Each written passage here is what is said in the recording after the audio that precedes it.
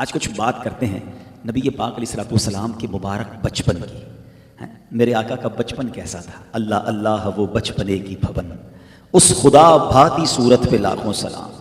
عرب کے لوگوں میں ایک معمول تھا کہ جب بچہ پیدا ہوتا تھا تو وہ بچے کو دودھ پلانے کے لیے دائیوں کے حوالے کرتے اور وہ دائیاں گاؤں میں لے جاتی تھی، ولیج میں لے جاتی تھی. اس کی 2-3 وجوہات تھیں. ایک وجہ تو یہ تھی کہ بچے کی نشو و نما اچھی ہوگی، اس کو آب و ہوا اچھی ملے گی. دوسرا، عربی زبان جو ہے اس قوم کو، عربی لوگوں کو نا اپنی زبان سے بڑا پیار ہے. آپ دیکھیں ہمارے شہر میں زبان مکس ہو جاتی ہے، 10-15-20 بولیوں والے لوگ آ جاتے ہیں، سب ایک دوسرے سے بات کرتے ہیں تو ڈفرینٹ زبان ہو جاتی ہے. ایون اگر آپ مثال کے طور پہ میمنی بولنے والے ہی اگر الگ الگ علاقوں کے جمع ہو جائے تو ان کی میمنی بھی ڈفرینٹ ہو جاتی ہے. عرب کے لوگوں کو اپنی زبان کا بڑا خیال رکھنا ہوتا ہے، تو وہ بچے کو بچپن میں گاؤں بھیج دیتے ہیں تاکہ وہاں کی خالص عربی وہ سیکھ لے. اب یہی انداز اس دور میں بھی ہوا. بہت ساری دائیاں آئیں بچوں کو لینے کے لیے.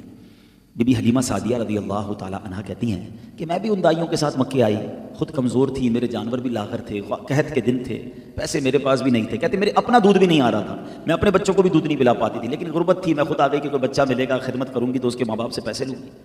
جب مکے آئی تو بڑے بڑے رؤسا، بڑے بڑے امیروں کے بچے تو دائیوں نے فوراً لے لیے، مجھے کسی نے بچہ ہی نہیں دیا.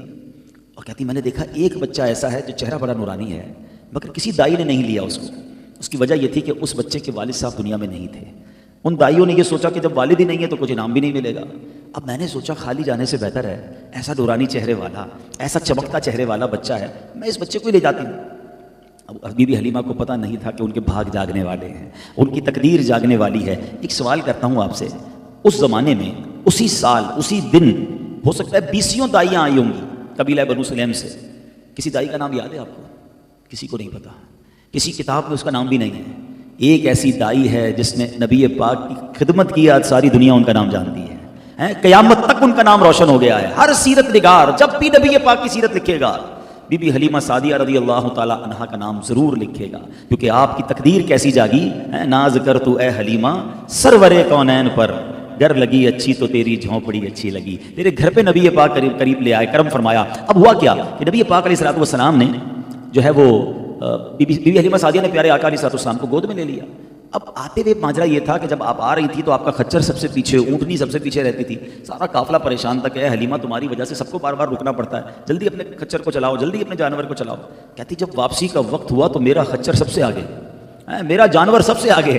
تو قافلے والے کہتے ہیں حلیمہ کیا جانور چینج کر لیا ہے، تبدیل کر لیا ہے؟ کہتے نہیں میں نے تبدیل نہیں کیا، پتہ نہیں کیا معاملہ ہے. وہ اونٹنی جس کے تھن سوکے ہوئے تھے، کہتی اس اونٹنی کے تھن بھر گئے. خود بی بی حلیمہ کہتی جب میں گھر پہنچی تو مجھے بھی اللہ پاک نے طاقت اور توانائی دی، میرے اندر بھی دودھ آیا، میں نے اپنے بچے کو بھی پلایا، سرکار دو عالم علیہ الصلوۃ والسلام کو بھی پلایا. اچھا ابھی بی بی حلیمہ سعدیہ کو پتہ نہیں ہے کہ یہ بچہ کیا ہے اور ان کے کمالات کیا ہیں، ابھی تو کمالات ظاہر ہونا شروع ہوئے. بی بی حلیمہ کہتی جب ہم نے اپنی اونٹنی سے دودھ نکالا گھر کے سارے برتن بھر گئے، اللہ نے ایسی برکت دی. اب رات ہوئی، سب بچے بھی، کہتی میں بھی سکون کی نیند سونے لگی. جب ہم سونے لگے تو ہمارا گھر پورے محلے میں چمکنے لگا. اس زمانے میں تو لائٹس نہیں تھی نا، اب تو لائٹ جلتی ہے پتہ چلتا ہے کسی کا گھر ہے. کہتی پورے محلے میں، پورے گاؤں میں میرا گھر چمکنے لگا. صبح ہوئی تو پڑوس کی عورتیں آئیں، کہتی اے حلیمہ کو چراغ لائی ہو، رات بھر تمہارے گھر میں چراغ چلتا رہا. کہتی چراغ نہیں جل رہا تھا، ایک ایسا بچہ لائی ہوں جس کا چہرہ ساری رات ہی چمک رہا تھا. اللہ اکبر. اب بی بی حلیمہ سعدیہ پر یہ ڈسکلوز ہونا شروع ہوا کہ دیر از سم تھنگ اسپیشل، یہ بچہ کچھ نرالا ہے، یہ شخصیت کچھ اور ہے. سبحان اللہ. نبی پاک علیہ الصلوۃ والسلام کی برکتیں کیسے ظاہر ہوئیں کہ بی بی حلیمہ سعدیہ کی بکریاں جب چرنے جاتی ساری فربا ہو جاتی، موٹی تازی ہو جاتی. پورے گاؤں کی بکریاں کمزور ہیں، بی بی حلیمہ سعدیہ کی بکریاں بڑی فربا. اب گاؤں والوں نے کہا ایسا کرو اپنی بکریاں بھی بی بی حلیمہ کے ساتھ، بکریوں کے ساتھ بھیجو، یہ کہاں سے چرتی ہیں، وہیں سے یہ چر کر آئیں گی تو موٹی ہو کر آئیں گی. مگر ایسا کچھ نہ ہوا. بی بی حلیمہ سعدیہ کو برکتیں ملنا شروع ہوئیں. بچے کی نرالی ادائیں تھیں، پیاری مسکراہٹ تھی، پورا گھر ہی دیوانہ ہو گیا. نبی پاک علیہ الصلوۃ والسلام کی جو گروتھ تھی، میرے آقا کی جو سمجھے اٹھان تھی، وہ عام بچوں سے بڑی زبردست اور بڑی زیادہ تھی. اب کیا ہوا، پیارے آقا علیہ الصلوۃ والسلام نے بچپن میں ہی بی بی حلیمہ سعدیہ سے کہا کہ امی جان یہ میرے بھائی بہن صبح صبح کہاں چلے جاتے ہیں؟ جو بی بی حلیمہ سعدیہ کے بچے تھے، کہا وہ بکریاں چرانے جاتے ہیں. تو آپ نے کہا ماں میں بھی بکریاں چرانا چاہتا ہوں. تو بی بی حلیمہ سعدیہ نے نبی پاک علیہ الصلوۃ والسلام کو بھی اپنے رضائی بھائی بہنوں کے ساتھ بھیج دیا. اب کیا ہوا کہ ایک دن آپ کے رضائی بھائی بہن دوڑتے ہوئے خوف زدہ آئے. کہ ماں جی غضب ہو گیا. کیا ہوا؟ کہ ہمارے بھائی محمد صلی اللہ تعالیٰ علیہ وسلم کا 4 لوگ آئے، سینہ چیر دیا اور ان کا سینہ کھول دیا. بی بی حلیمہ بھی بڑی گھبرائیں، دوڑتی ہوئی گئیں تو دیکھا کہ نبی پاک علیہ الصلوۃ والسلام گمسم بیٹھے تھے. کیا ہوا؟ کہ 4 لوگ آئے تھے، میرا سینہ کھولا، واپس سینہ بند کیا. اب آپ نے دیکھا تو سینے پر کوئی نشان بھی نہیں ہے. آپ گھبرا گئیں کیونکہ پیارے آقا علیہ السلام بی بی آمنہ کی امانت تھے. بی بی حلیمہ واپس آئیں. بی بی آمنہ سے عرض کیا کہ حضور آپ اپنے بیٹے کو واپس لے لیں, اس کو کوئی جن یا آسیب کا مسئلہ لگتا ہے.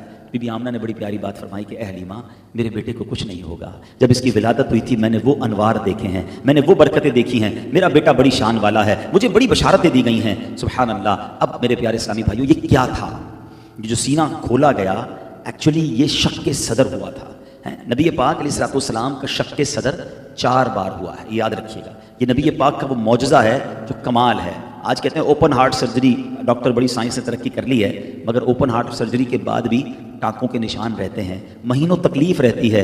میرے آقا کا 4 بار شق صدر ہوا اور 4 بار قلب مصطفیٰ صلی اللہ تعالیٰ علیہ وسلم میں نور داخل کیا گیا. کوئی تکلیف نہیں تھی, کوئی نشان نہیں تھا, اور یہ شق صدر فرشتوں نے کیا. اور علماء نے ان چاروں شق صدر کی حکمتیں بھی بیان کی. پہلا شق صدر جو ہوا یہ تقریباً 2 سے 3 سال کی عمر مبارک تھی کہ بچپن کے معاملات تھے. بچہ بچپن میں کھیل کود کی طرف دوڑتا ہے, نبی پاک ان تمام چیزوں سے دور رہیں, اس لیے نور مصطفیٰ قلب مصطفیٰ میں نور داخل کیا گیا. دوسرا شق صدر 10 سال کی عمر میں ہوا کہ اب جوانی کے دن جب قریب آتے ہیں تو جوانی کی خواہشات حملہ کرتی ہیں. میرے آقا ان سے بھی محفوظ رہیں. قلب مصطفیٰ صلی اللہ تعالیٰ علیہ وسلم میں اور نور داخل کیا گیا. تیسری بار شق صدر ہوا جب میرے آقا کی عمر مبارک 40 سال تھی, جب پہلی وحی نازل ہونی تھی, قرآن کا نزول ہونا تھا. اب نبی پاک کے قلب کو مزید طاقت دینے کے لیے نور داخل کیا گیا. ذرا سوچو قلب مصطفیٰ صلی اللہ تعالیٰ علیہ وسلم کی طاقت کا عالم کیا ہے. خود قرآن فرماتا ہے کہ اگر ہم اس کو کسی پہاڑ پر اتارتے وہ پہاڑ ریزہ ریزہ ہو جاتا. یعنی there is no place on earth, زمین پر کوئی جگہ نہیں تھی جہاں قرآن نازل ہو سکتا جو اس کے بوجھ کو اٹھا سکتا. اللہ نے سینہ مصطفیٰ قلب مصطفیٰ صلی اللہ تعالیٰ علیہ وسلم کو وہ طاقت بخشی کہ وہی کا بوجھ نبی پاک کے قلب منور پر اترتا, اور میرے آقا قرآن سناتے بھی, سنتے بھی اور یاد بھی فرماتے رہے. اور چوتھی بار جو میرے آقا علیہ السلام کا شق صدر ہوا وہ ہوا کب ہوا کہ جب معراج کی رات میرے آقا کو رب کا دیدار کروایا گیا. یہ کتنا بڑا کام تھا.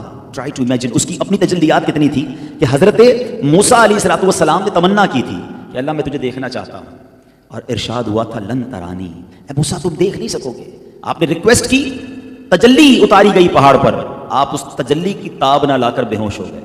جس رب کی تجلی حضرت موسیٰ نہ برداشت کر سکے اس کے دیدار کی عالم کیا ہوگا, اس تجلیات کا عالم کیا ہوگا. اب نبی پاک نے رب کا دیدار بھی کرنا ہے اور کلام بھی کرنا ہے, تو اب پھر شق صدر کیا گیا اور نبی پاک کے دل میں نور داخل کیا گیا. اس سفر کی تیاری کروائی گئی. اور یہ جو مقام ہے نا میرے آقا کا کہ رب کا دیدار کروایا گیا, یہ کائنات میں کسی اور کو نہیں عطا کیا گیا, یہ صرف شان مصطفیٰ صلی اللہ تعالیٰ علیہ وسلم ہے. سیدی اعلیٰ حضرت کمال کی بات فرماتے ہیں کہ حضرت موسیٰ نے کہا تھا کہ مولا میں دیکھنا چاہتا ہوں, کہا گیا لن ترانی, اے موسیٰ نہیں دیکھ سکو گے. سیدی اعلیٰ حضرت کہتے ہیں تبارک اللہ شان تیری, تجھی کو زیبا ہے بے نیازی. مولا تیرے راز نرالے ہیں, تیری شان بھی نرالی ہے. تبارک اللہ شان تیری, تجھی کو زیبا ہے بے نیازی.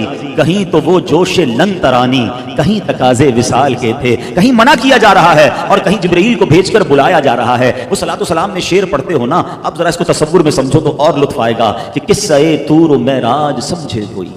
What is the difference between طور and معراج؟ طور پر کیا ہوا تھا اور معراج میں کیا ہوا تھا؟ قصہ طور و معراج سمجھے کوئی, فرق مطلوب و طالب کا دیکھے کوئی. کوئی بے ہوش جلووں میں گم ہے کوئی. ایک طرف بے ہوش ہے حضرت موسیٰ اور میرے آقا جلووں میں گم ہیں. کوئی بے ہوش جلووں میں گم ہے کوئی.